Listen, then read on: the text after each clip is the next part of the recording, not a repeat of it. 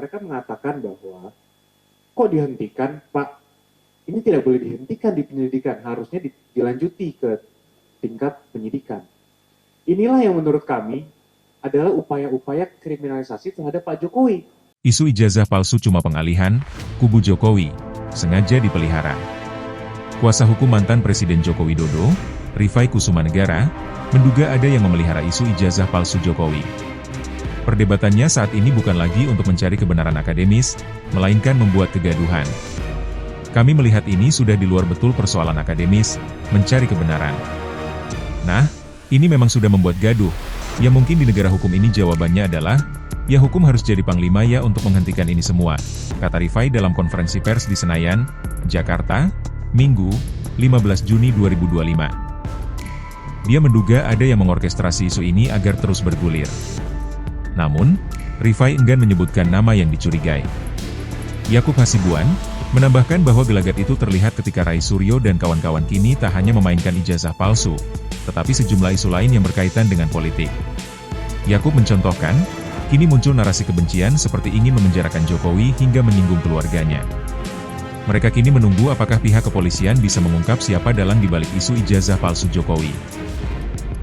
Tentunya agar masyarakat berpaham pada katakan mengenai ijazah Pak Jokowi.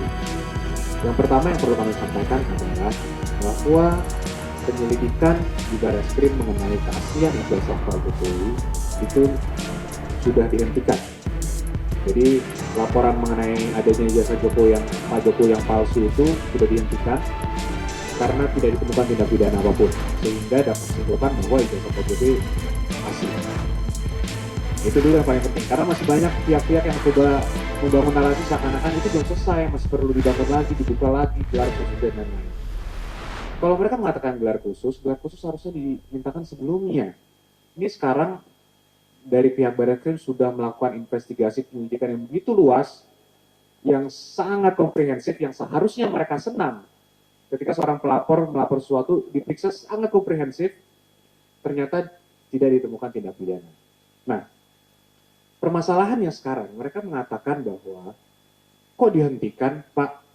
Ini tidak boleh dihentikan di penyelidikan, harusnya dilanjuti ke tingkat penyidikan.